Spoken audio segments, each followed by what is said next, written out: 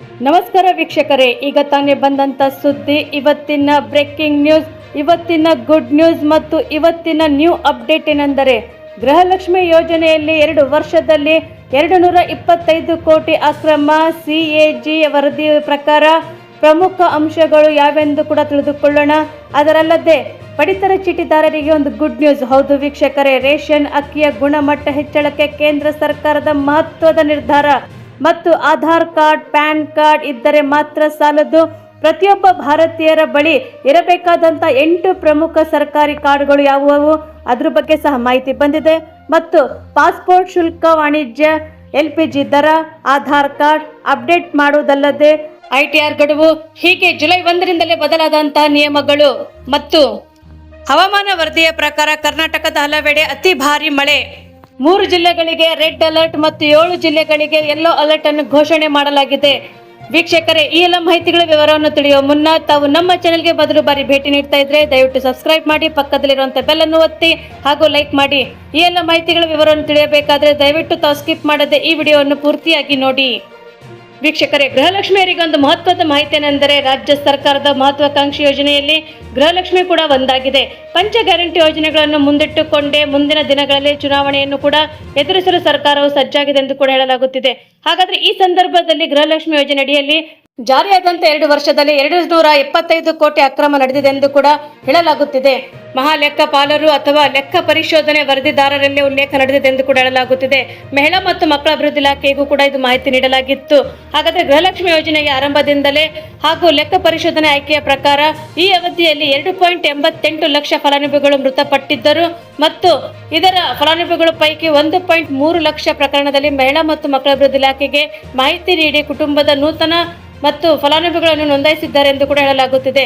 ಇದರ ಬಳಿಯಾಗಿ 1.8 ಲಕ್ಷ ಮೃತರ ಖಾತೆಗೆ ಜಮಾ ಹಣವು ಆಗುತ್ತಾನೆ ಬಂದಿದೆ.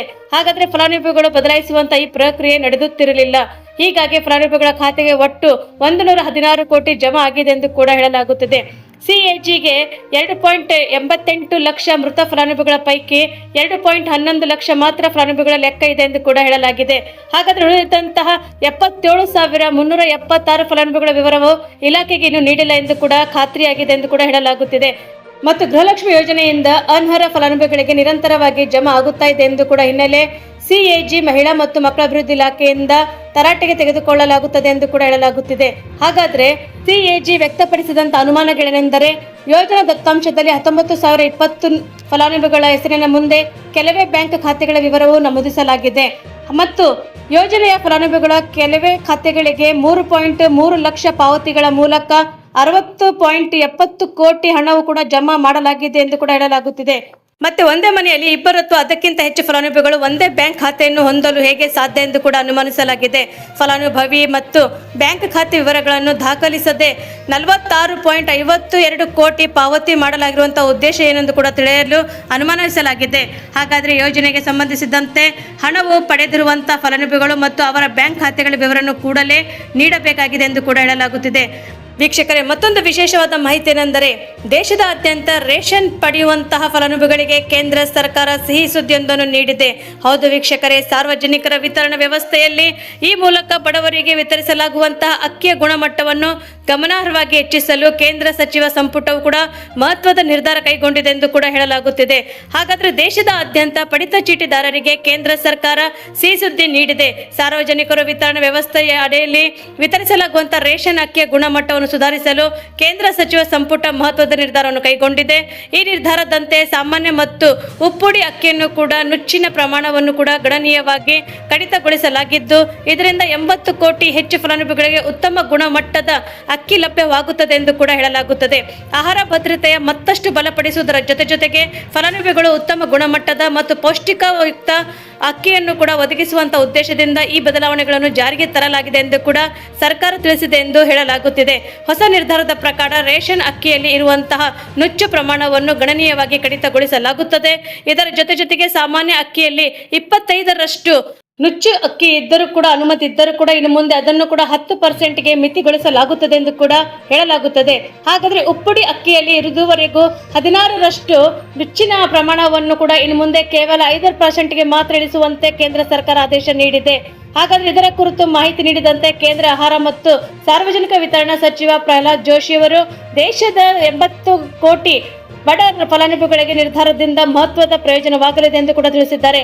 ಬಡ ಜನರ ಆರೋಗ್ಯ ಮತ್ತು ಆಹಾರ ಹಕ್ಕಿಗೆ ಹೆಚ್ಚಿನ ಆದ್ಯತೆ ನೀಡುವುದು ಉದ್ದೇಶದಿಂದ ಸರ್ಕಾರ ಮಹತ್ವದ ಹೆಜ್ಜೆ ಇಟ್ಟಿದೆ ಎಂದು ಕೂಡ ಹೇಳಿದ್ದಾರೆ.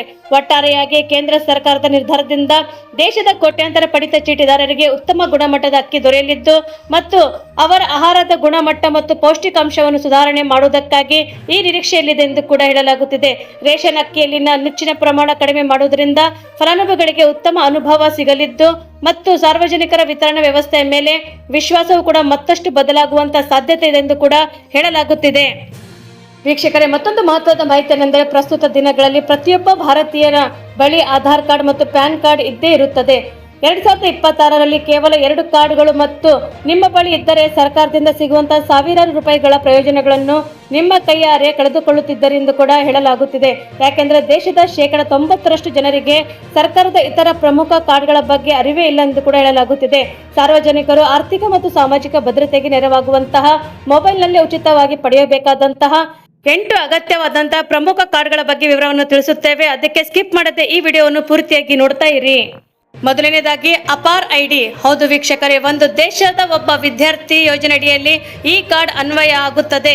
ಇದನ್ನು ಪರಿಚಯಿಸಲಾಗುತ್ತದೆ ಮತ್ತು ವಿದ್ಯಾರ್ಥಿಗಳ ಬ್ಯಾಂಕ್ ಖಾತೆಯನ್ನು ಕೆಲಸ ಮಾಡಲಿದ್ದು ಹಣದ ಬದಲಾಗಿ ವಿದ್ಯಾರ್ಥಿಗಳು ಶೈಕ್ಷಣಿಕ ಅಂಶಗಳನ್ನು ಮತ್ತು ಕ್ರೆಡಿಟ್ ಕಾರ್ಡ್ಗಳ ಮೂಲಕ ಕ್ರೀಡಾ ಸಾಧನೆ ಮತ್ತು ಆನ್ಲೈನ್ ಸರ್ಟಿಫಿಕೇಟ್ಗಳನ್ನು ಡಿಜಿಟಲ್ ರೂಪದಲ್ಲಿ ಸುರಕ್ಷಿತವಾಗಿ ಗೊಳಿಸಲು ಆರ್ಥಿಕ ಸಮಸ್ಯೆಯಿಂದ ಈ ಮಧ್ಯದಲ್ಲಿ ಕಾಲೇಜಿನ ಬಿಟ್ಟಂತ ವಿದ್ಯಾರ್ಥಿಗಳು ಕೆಲವು ವರ್ಷಗಳಿಂದ ನಂತರ ಮತ್ತು ಓದನ್ನು ಮುಂದುವರಿಸಲು ಬಯಸಿದರೆ ಮೇಲಿನಿಂದ ಆರಂಭಿಸಿದಂತ ಅಗತ್ಯವಿರುವುದಿಲ್ಲ. ಯಾಕೆಂದರೆ ಈ ಐಡಿಯನ್ನು ಪಡೆಯುವುದರಿಂದ ನೇರವಾಗಿ ಮುಂದಿನ ವರ್ಷಕ್ಕೆ ಪ್ರವೇಶ ಪಡೆಯಬಹುದಾಗಿದೆ. 1 ತರಗತಿಯಿಂದ ಮತ್ತು PhD ವರೆಗೂ ಸಹ ಇದು ಕಡ್ಡಾಯವಾಗಿರುತ್ತದೆ ಎಂದು ಕೂಡ ಹೇಳಲಾಗುತ್ತದೆ. ಎರಡನೇದಾಗಿ ಆಭಾ ಅಥವಾ ಆಯುಷ್ಮಾನ್ ಗೋಲ್ಡ್ ಕಾರ್ಡ್. ಹೌದು ವೀಕ್ಷಕರೇ, ಆಭಾ ಕಾರ್ಡ್ ಇದು ನಿಮ್ಮ ಡಿಜಿಟಲ್ ಹೆಲ್ತ್ ಲಾಕರ್ ಆಗಿದ್ದು ಪ್ರಮುಖ ಆಸ್ಪತ್ರೆಗಳಲ್ಲಿ ಕ್ಯೂ ನಿಲ್ಲದೆ ತಕ್ಷಣವೇ ಟೋಕನ್ ಪಡೆಯಲು ನೆರವಾಗುತ್ತದೆ. ನಿಮ್ಮ ರಕ್ತ ಪರೀಕ್ಷೆ, ಎಕ್ಸ್ರೇ ಅಥವಾ ಇನ್ನಿತರ ಡಿಜಿಟಲ್ ಆಗಿ ಸಿಂಕ್ ಆಗಿರುವಂತಹ ವೈದ್ಯಕೀಯ ಫೈಲ್ಗಳನ್ನು ಕೂಡ ಹೊತ್ತು ತಿರುಗುವುದು ಅಗತ್ಯ ಇರುವುದಿಲ್ಲ. ಆಯುಷ್ಮಾನ್ ಗೋಲ್ಡ್ ಕಾರ್ಡ್ ಇದು ವರ್ಷಕ್ಕೆ 5 ಲಕ್ಷ ರೂಪಾಯಿಗಳವರೆಗೆ ಉಚಿತ ನಗದು ರಹಿತ ಚಿಕಿತ್ಸೆಯನ್ನು ಒದಗಿಸುತ್ತದೆ. ಇತ್ತೀಚಿನ ನಿಯಮದಂತೆ ಕುಟುಂಬದ ಆದಾಯ ಏನೇ ಇದ್ದರೂ ಕೂಡ 70 ವರ್ಷ ಮೇಲ್ಪಟ್ಟ ಹಿರಿಯ ನಾಗರಿಕರಿಗೆ ತಕ್ಷಣವೇ ಈ ಕಾರ್ಡ್ ಸಿಗಲಿದ್ದು ಅವರಿಗೆ ಪ್ರತ್ಯೇಕ 5 ಲಕ್ಷ ರೂಪಾಯಿವರೆಗೂ ಕೂಡ ಕವರೇಜ್ ದೊರೆಯುತ್ತದೆ ಎಂದು ಕೂಡ ಹೇಳಲಾಗುತ್ತಿದೆ. ಮತ್ತು ಮೂರನೇದಾಗಿ ಈ ಶ್ರಮ ಕಾರ್ಡ್. ಹೌದು ವೀಕ್ಷಕರೇ, ಇದು ಈ ಶ್ರಮ ಕಾರ್ಡ್ ಕೇವಲ ದೈಹಿಕ ಶ್ರಮ ಪಡುವಂತಹ ಕಾರ್ಮಿಕರಿಗೆ ಮಾತ್ರವಲ್ಲದೆ ಗಿಗ್ ವರ್ಕರ್ಸ್ ಅಥವಾ ಕ್ಯಾಬ್ ಚಾಲಕರು ಇರಬಹುದು, ಸ್ವಿಗ್ಗಿ ಇರಬಹುದು, ಟೊಮ್ಯಾಟೊ ಇರಬಹುದು, ಅಮೆಜಾನ್ ಇರಬಹುದು ಅಥವಾ ಫ್ಲಿಪ್ಕಾರ್ಟ್ ನಂತ ಡೆಲಿವರಿ ಪಾರ್ಟ್ನಲ್ಲಿರುವಂತಹ ಎಲ್ಲರಿಗೂ ಕೂಡ ಅನ್ವಯಿಸುತ್ತದೆ. PF ಅಥವಾ ESI ಸೌಲಭ್ಯ ಇಲ್ಲದ ಕೂಡ ಅಸಂಘಟಿತ ವಲಯದಲ್ಲಿರುವಂತಹ ಉದ್ಯೋಗಿಗಳಿಗೆ ಕೂಡ ರಾಷ್ಟ್ರೀಯ ಕಾರ್ಮಿಕ ID ಕೆಲಸ ಮಾಡುತ್ತದೆ ಮತ್ತು ಸರ್ಕಾರ ತುರ್ತು ಆರ್ಥಿಕ ನೆರವು ಘೋಷಿಸುವಂತಹ ನೇರವಾಗಿ ಈ ಖಾತೆಗೆ ಹಣ ಬರಲಿದ್ದು ಜೊತೆಗೆ 2 ಲಕ್ಷ ರೂಪಾಯಿಗಳ ಉಚಿತ ಅಪಘಾತ ವಿಮಾ ಕೂಡ ರಕ್ಷಣೆ ಕೂಡ ಸಿಗುತ್ತದೆ ಎಂದು ಕೂಡ ಹೇಳಲಾಗುತ್ತಿದೆ. ಮತ್ತು 4ನೇದಾಗಿ PM ಶ್ರಮಯೋಗಿ ಮಾನ್ ಧನ್ ಕಾರ್ಡ್. ಹೌದು ವೀಕ್ಷಕರೇ, ಇದು ಫ್ರೀಲ್ಯಾನ್ಸರ್ಗಳು ಮತ್ತು ಗಿಗ್ ವರ್ಕರ್ಸ್ಗಳು ಹಾಗೂ ಸಣ್ಣ ಅಂಗಡಿ ಇಟ್ಟುಕೊಂಡವರಿಗೆ ಮಾತ್ರ ಇದು ನಿವೃತ್ತಿ ಜೀವನದಲ್ಲಿ ಸುರಕ್ಷಿತಗೊಳಿಸಲು ಇದು ಅತ್ಯುತ್ತಮ ಯೋಜನೆ. 18 ರಿಂದ 40 ವರ್ಷದ ಒಳಗಿನ ಇರುವಂತಹ ತಮ್ಮ ವಯಸ್ಸಿನ ಅನುಗುಣವಾಗಿ ತಿಂಗಳಿಗೆ 55 ರಿಂದ 200 ರೂಪಾಯಿ ಪ್ರೀಮಿಯಂ ಪಾವತಿಸಬೇಕಾಗುತ್ತದೆ. ನೀವು ಎಷ್ಟು ಹಣ ಕಟ್ಟಿದರೋ ಅಷ್ಟೇ ಮೊತ್ತವನ್ನು ಕೂಡ ಕೇಂದ್ರ ಸರ್ಕಾರವು ನಿಮ್ಮ ಖಾತೆಗೆ ಜಮಾ ಮಾಡುತ್ತದೆ. 60 ವರ್ಷ ತುಂಬಿದ ನಂತರ ಜೀವಾವಧಿಯ ಕೊನೆಯವರೆಗೂ ಕೂಡ ಇದು ಪ್ರತಿ ತಿಂಗಳು ನಿಮಗೆ 3,000 ರೂಪಾಯಿಗಳ ಪಿಂಚಣಿಯನ್ನು ದೊರೆಯುತ್ತದೆ ಎಂದು ಕೂಡ ಹೇಳಲಾಗುತ್ತಿದೆ. ಮತ್ತು 5ನೇದಾಗಿ ರಾಜ್ಯ ಶ್ರಮಿಕ ಕಾರ್ಡ್. ಹೌದು ಗೆಳೆಯರೇ, ಇದು ಸ್ಥಳೀಯ ರಾಜ್ಯ ಸರ್ಕಾರದಿಂದ ನೀಡುವಂತಹ ಕಾರ್ಡ್ ಆಗಿದೆ. ಪ್ಲಂಬರ್, ಎಲೆಕ್ಟ್ರಿಷಿಯನ್, ಪೇಂಟರ್, ಕಾರ್ಪೆಂಟರ್ ಅಥವಾ ಮೇಸ್ತ್ರಿ ಕೆಲಸ ಮಾಡುವವರಿಗೆ ಇದು ಅನ್ವಯವಾಗುತ್ತದೆ. ಕರ್ನಾಟಕದಲ್ಲಿ ಈ ಕಾರ್ಡ್ಗೆ ಹೆಚ್ಚಿನ ಬೇಡಿಕೆ ಇದ್ದು ಕಾರ್ಮಿಕರ ಮಗಳ ಮತ್ತು ಮದುವೆಯ 51,000 ರೂಪಾಯಿಗಳ ನೆರವು ಧನ ಸಹಾಯ ಕೂಡ, ಮಕ್ಕಳಿಗೆ ಉಚಿತ ಶಿಕ್ಷಣ, ವಿದ್ಯಾರ್ಥಿ ವೇತನ ಮತ್ತು ಸೈಕಲ್ ಹಾಗೂ ಉಪಕರಣಗಳನ್ನು ಖರೀದಿಸಲು ನಗದು ಭತ್ಯೆ ಸಿಗುತ್ತದೆ.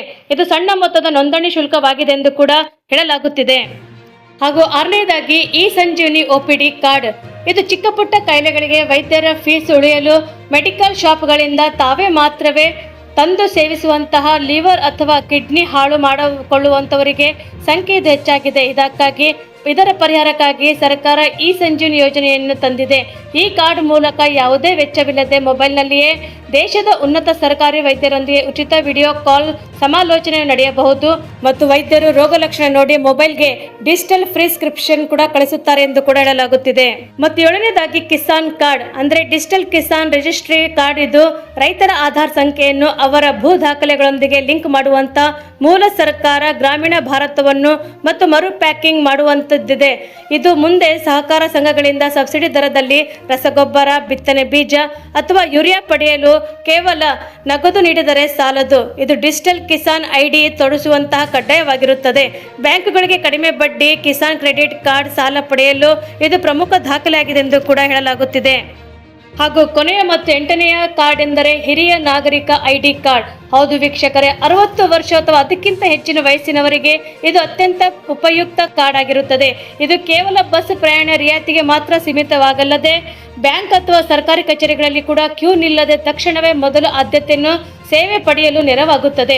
ಜೊತೆಗೆ ಮುನ್ಸಿಪಲ್ ಕಾರ್ಪೊರೇಷನ್ಗಳಲ್ಲಿ ಕೂಡ ಆಸ್ತಿ ತೆರಿಗೆ ವಿನಾಯಿತಿ ಇರಬಹುದು, ಬ್ಯಾಂಕ್ ಫಿಕ್ಸೆಡ್ ಡೆಪಾಸಿಟ್ಗಳಿರಬಹುದು, ಅದರ ಮೇಲೆ ಇರುವಂತಹ ಹೆಚ್ಚಿನ ಬಡ್ಡಿ ದರ ಅಥವಾ ಸರ್ಕಾರದ ಉಚಿತ ತೀರ್ಥಯಾತ್ರೆ ಯೋಜನೆಗಳು ಕೂಡ ಇದು ನೆರವಾಗುವಂತಹ ಪ್ರವೇಶ ಒದಗಿಸುತ್ತದೆ ಎಂದು ಕೂಡ ಹೇಳಲಾಗುತ್ತದೆ. ಹಾಗಾದ್ರೆ ಈ ಎಲ್ಲ ಕಾರ್ಡ್ಗಳನ್ನು ಸರ್ಕಾರಿ ಅಧಿಕೃತ ವೆಬ್ಸೈಟ್ಗಳ ಮೂಲಕ ಉಚಿತವಾಗಿ ಮತ್ತು ಸುಲಭವಾಗಿ ಪಡೆದುಕೊಳ್ಳಬಹುದು ಹಾಗೂ ಸಾರ್ವಜನಿಕರು ಇದರ ಸೌಲಭ್ಯವನ್ನು ಪಡೆದುಕೊಳ್ಳಬಹುದೆಂದು ಕೂಡ ಹೇಳಲಾಗುತ್ತಿದೆ. ವೀಕ್ಷಕರೇ, ಇವತ್ತು ಮತ್ತೊಂದು ಮಹತ್ವದ ಮಾಹಿತಿ ಏನೆಂದರೆ ಜುಲೈ 1ರಿಂದಲೇ ಹಲವು ಪ್ರಮುಖ ಆರ್ಥಿಕ ಮತ್ತು ನೀತಿ ಬದಲಾವಣೆಗಳು ಜಾರಿಗೆ ಬಂದಿದ್ದು ಇವು ಕುಟುಂಬಗಳ, ಉದ್ಯಮಗಳ, ತೆರಿಗೆದಾರರು ಮತ್ತು ಬ್ಯಾಂಕಿಂಗ್ ಗ್ರಾಹಕರ ಮೇಲೆ ಪ್ರಭಾವ ಬೀರುತ್ತದೆ ಎಂದು ಕೂಡ ಹೇಳಲಾಗುತ್ತದೆ. ವಾಣಿಜ್ಯ ಬಳಕೆ LPG ಸಿಲಿಂಡರ್ಗಳ ಬಗ್ಗೆ ಹೋಟೆಲ್ಗಳು, ರೆಸ್ಟೋರೆಂಟ್ಗಳು ಮತ್ತು ಇತರ ವಾಣಿಜ್ಯ ಬಳಕೆದಾರರು ದೊಡ್ಡ ರಿಲೀಫ್ ಅನ್ನು ನೀಡಿದ್ದಾರೆ ಎಂದು ಕೂಡ ಹೇಳಲಾಗುತ್ತದೆ. ಗ್ರಾಮೀಣ ಕೂಲಿ ಉದ್ಯೋಗವನ್ನು ಕೂಡ ವಿಸ್ತರಿಸುವ ಹೊಸ ಕಾಯ್ದೆಯು ಕೂಡ ಜಾರಿಗೆ ಬಂದಿದ್ದು ಬ್ಯಾಂಕ್ಗಳು ಕ್ರೆಡಿಟ್ ಕಾರ್ಡ್, ರಿವಾರ್ಡ್ ಅಥವಾ ಪಾಯಿಂಟ್ಸ್ಗಳನ್ನು ಕೂಡ ಮತ್ತು ವಿಮಾನ ನಿಲ್ದಾಣದ ಲಾಂಜ್ ಪ್ರದೇಶಕ್ಕೆ ಹೊಸ ನಿಯಮಗಳು ಪರಿಚಯಿಸಲಾಗಿದೆ ಎಂದು ಕೂಡ ಹೇಳಲಾಗುತ್ತದೆ. ಆಧಾರ್ ಬಳಕೆದಾರರು ಈ ನಿಯಮದ ಪ್ರಕಾರ ಈ ಅವಧಿಯವರೆಗೆ ನೋಂದಾಯಿತ ಇಮೇಲ್ ವಿಳಾಸವನ್ನು ಕೂಡ ಉಚಿತವಾಗಿ ಅಪ್ಡೇಟ್ ಮಾಡಿಕೊಳ್ಳಬಹುದು. ಇದರೊಂದಿಗೆ ಹಣಕಾಸು ಉತ್ಪನ್ನಗಳ ಉಚಿತ ಮಾರುಕಟ್ಟೆಯನ್ನು ಕೂಡ ತಡೆಯಲು ಸುರಕ್ಷತಾ ಅಥವಾ ಸಂರಕ್ಷಣಾ ನಿಯಮಗಳು ಕೂಡ ಜಾರಿಗೆ ಬಂದಿದೆ ಎಂದು ಕೂಡ ಹೇಳಲಾಗುತ್ತದೆ. ಪ್ರತಿಯೊಂದು ಪ್ರಮುಖ ಕ್ರಮದಲ್ಲಿ ಕೂಡ ದೇಶದ ಇಂಧನ ಪೂರೈಕೆಯಲ್ಲಿ ಪರಿಸ್ಥಿತಿಯನ್ನು ಪರಿಶೀಲಿಸಿದ ನಂತರವೇ ಕೇಂದ್ರ ಸರ್ಕಾರವು ಪೆಟ್ರೋಲ್ ಮತ್ತು ಡೀಸೆಲ್ನಲ್ಲಿರುವಂತಹ ಮಾರಾಟದ ಮೇಲೆ ತಾತ್ಕಾಲಿಕ ನಿರ್ಬಂಧನೆಗಳನ್ನು ಕೂಡ ತೆಗೆದುಹಾಕಿದೆ ಎಂದು ಕೂಡ ಹೇಳಲಾಗುತ್ತಿದೆ. ವೀಕ್ಷಕರೇ, ಹವಾಮಾನ ವರದಿಯ ಪ್ರಕಾರ ಕರ್ನಾಟಕದ ಕರಾವಳಿ ಭಾಗದಲ್ಲಿ ವರುಣನ ಆರ್ಭಟ ಮುಂದುವರೆದಿದ್ದು ಹವಾಮಾನ ಇಲಾಖೆಯಿಂದ ಜುಲೈ 2ರಿಂದ ಉಡುಪಿ, ಉತ್ತರ ಕನ್ನಡ, ದಕ್ಷಿಣ ಕನ್ನಡ ಸೇರಿ 3 ಜಿಲ್ಲೆಗಳಿಗೆ ರೆಡ್ ಅಲರ್ಟ್ ಮತ್ತು 7 ಜಿಲ್ಲೆಗಳಿಗೆ ಆರೆಂಜ್ ಅಲರ್ಟ್ ಅನ್ನು ಘೋಷಿಸಲಾಗಿದೆ ಎಂದು ಕೂಡ ಹೇಳಲಾಗಿದೆ. ಬೆಂಗಳೂರು ಹವಾಮಾನ ಕೇಂದ್ರ ಬಿಡುಗಡೆ ಮಾಡಿರುವಂತಹ ಮುನ್ಸೂಚನೆ ವರದಿಯ ಪ್ರಕಾರ ರಾಜ್ಯದ ಕರಾವಳಿ ಜಿಲ್ಲೆಗಳಲ್ಲಿ ವಿಪರೀತ ಮಳೆಯಾಗುವಂತಹ ಸಾಧ್ಯತೆ ಇದ್ದು ಸಾರ್ವಜನಿಕರು ಮತ್ತು ಆಡಳಿತ ವ್ಯವಸ್ಥೆ ಕಟ್ಟೆಚ್ಚರವನ್ನು ವಹಿಸುವಂತೆ ಸೂಚಿಸಲಾಗಿದೆ. ಹಾಗಾದ್ರೆ ಕರಾವಳಿ ಜಿಲ್ಲೆಗಳಾದಂತಹ ಉತ್ತರ ಕನ್ನಡ, ಉಡುಪಿ ಮತ್ತು ದಕ್ಷಿಣ ಕನ್ನಡ ಜಿಲ್ಲೆಗಳಲ್ಲಿ ಮುಂದಿನ 5 ದಿನಗಳ ಕಾಲ ಭಾರಿ ಮಳೆಯಾಗುವಂತಹ ಸಾಧ್ಯತೆ ಇದೆ ಎಂದು ಹೇಳಲಾಗುತ್ತಿದೆ. ಮತ್ತೆ ಹೆಚ್ಚಿನ ಮಳೆಯಾಗುವಂತಹ ಸಾಧ್ಯತೆ ಇದೆ. ಜೊತೆಗೆ ಗಂಟೆಗೆ 40ರಿಂದ 50 ಕಿಲೋಮೀಟರ್ ವೇಗದಲ್ಲಿ ಬಲವಾದಂತಹ ಗಾಳಿ ಕೂಡ ಬೀಸಲಿದೆ ಎಂದು ಕೂಡ ಹೇಳಲಾಗುತ್ತಿದೆ. ಪಶ್ಚಿಮ ಘಟ್ಟದ ಸಾಲಿನಲ್ಲಿರುವಂತಹ ಮಲೆನಾಡು ಮತ್ತು ಅದಕ್ಕೆ ಹೊಂದಿಕೊಂಡಿರುವಂತಹ ಜಿಲ್ಲೆಗಳು ಭಾರಿ ಮಳೆಯಾಗುವಂತಹ ಮುನ್ಸೂಚನೆ ಇದೆ. ಬೆಳಗಾವಿ, ಧಾರವಾಡ, ಹಾವೇರಿ, ಶಿವಮೊಗ್ಗ, ಚಿಕ್ಕಮಗಳೂರು, ಹಾಸನ ಮತ್ತು ಕೊಡಗು ಜಿಲ್ಲೆಗಳಿಗೆ ಜುಲೈ 1ರಿಂದ 5ನೇ ತಾರೀಕುವರೆಗೂ ಕೂಡ ಯೆಲ್ಲೋ ಅಲರ್ಟ್ ಅನ್ನು ನೀಡಲಾಗಿದೆ ಮತ್ತು ಗುಡುಗು ಸಹಿತ ಭಾರಿ ಮಳೆಯಾಗುವಂತ ನಿರೀಕ್ಷೆ ಇದೆ ಎಂದು ಕೂಡ ಹೇಳಲಾಗುತ್ತಿದೆ. ಹಾಗಾದ್ರೆ ಜುಲೈ 5ರಂದು ಮಳೆ ಪ್ರಮಾಣ ಹೆಚ್ಚಾಗಲಿದ್ದು ಮಲೆನಾಡಿನ ಪ್ರಮುಖ ಜಿಲ್ಲೆಗಳಾದಂತಹ ಶಿವಮೊಗ್ಗ, ಚಿಕ್ಕಮಗಳೂರು, ಹಾಸನ, ಕೊಡಗು ಜಿಲ್ಲೆಗಳಲ್ಲಿ ಆರೆಂಜ್ ಅಲರ್ಟ್ ಅನ್ನು ನೀಡಲಾಗಿದೆ ಮತ್ತು ಬೆಳಗಾವಿ, ಧಾರವಾಡ, ಹಾವೇರಿ ಜಿಲ್ಲೆಗಳಿಗೆ ಯೆಲ್ಲೋ ಅಲರ್ಟ್ ಅನ್ನು ನೀಡಲಾಗಿದೆ ಮತ್ತು ಬೆಂಗಳೂರು ಸೇರಿದಂತೆ ರಾಜ್ಯದ ಉಳಿದ ಭಾಗಗಳಲ್ಲಿ ಮಳೆಯಿಂದ ಯಾವುದೇ ಅಪಾಯವು ಮುನ್ಸೂಚನೆ ಇಲ್ಲ. ಅಲ್ಲಲ್ಲಿ ಸಾಧಾರಣ ಮಳೆಯಾಗುವಂತಹ ಸಾಧ್ಯತೆ ಇದೆ ಎಂದು ಕೂಡ ಹೇಳಲಾಗುತ್ತಿದೆ. ಕರಾವಳಿ ಪ್ರದೇಶಗಳಲ್ಲಿರುವಂತಹವರಿಗೆ ಹವಾಮಾನ ಇಲಾಖೆಯು ಮುನ್ನೆಚ್ಚರಿಕೆ ಕ್ರಮಗಳನ್ನು ತಿಳಿಸಿದೆ. ಕರಾವಳಿಯಲ್ಲಿ ಅತಿ ಭಾರಿ ಮಳೆ ಮತ್ತು ಬಿರುಗಾಳಿ ಇರುವುದರಿಂದ ಮೀನುಗಾರರು ಸಮುದ್ರಕ್ಕೆ ಇಳಿಯದಂತೆ ಎಚ್ಚರಿಕೆ ವಹಿಸುವುದು ಸೂಕ್ತ ಎಂದು ಕೂಡ ತಿಳಿಸಿದೆ. ಹಾಗಾದ್ರೆ ಘಟ್ಟ ಪ್ರದೇಶಗಳಲ್ಲಿ ಅಂದರೆ ಮಲೆನಾಡು ಪ್ರದೇಶಗಳಲ್ಲಿ ಭೂಕುಸಿತದ ಸಾಧ್ಯತೆ ಇರುವುದರಿಂದ ವಾಹನ ಸವಾರರು ಜಾಗರೂಕತೆಯಿಂದ ಪ್ರಯಾಣಿಸಬೇಕೆಂದು ಕೂಡ ತಿಳಿಸಿದ್ದಾರೆ. ಅದಲ್ಲದೆ ತಗ್ಗು ಪ್ರದೇಶಗಳಲ್ಲಿ ಕೂಡ ವಾಸಿಸುವಂತಹ ಜನರಿಗೆ ಹವಾಮಾನ ಇಲಾಖೆಯು ಸುರಕ್ಷಿತ ಸ್ಥಳಗಳಿಗೆ ತೆರಳುವಂತೆ ಮುನ್ನೆಚ್ಚರಿಕೆ ನೀಡಿದೆ ಎಂದು ಕೂಡ ಹೇಳಲಾಗುತ್ತಿದೆ. ವೀಕ್ಷಕರೇ, ತಾವು ನಮ್ಮ ಈ ವಿಡಿಯೋ ಮೊದಲು ಬಾರಿಗೆ ನೋಡುತ್ತಿದ್ರೆ ದಯವಿಟ್ಟು ಸಬ್ಸ್ಕ್ರೈಬ್ ಮಾಡಿ, ಪಕ್ಕದಲ್ಲಿರುವಂತಹ ಬೆಲ್ ಅನ್ನು ಒತ್ತಿ ಹಾಗೂ ಲೈಕ್ ಮಾಡಿ. ನಿಮ್ಮ ಸಲಹೆ ಸೂಚನೆಗಳೇನಾದರೂ ಇದ್ದರೆ ನಮಗೆ ದಯವಿಟ್ಟು ಕಮೆಂಟ್ ಬಾಕ್ಸ್ ಅಲ್ಲಿ ತಿಳಿಸಿ. ನಿಮ್ಮ ಊರಿನ ಹೆಸರು ಕೂಡ ಮೆನ್ಷನ್ ಮಾಡಿ, ಯಾಕಂದ್ರೆ ಮುಂದಿನ ಒಂದು ಅಪ್ಡೇಟ್ಗಳಿಗೆ ನಮಗೆ ಅನುಕೂಲವಾಗುತ್ತದೆ. ಮತ್ತು ನಮ್ಮ ಈ ವಿಡಿಯೋ ತಾವು ಪೂರ್ತಿಯಾಗಿ ನೋಡಿದ್ದಕ್ಕೆ ತಮಗೆ ಧನ್ಯವಾದಗಳು.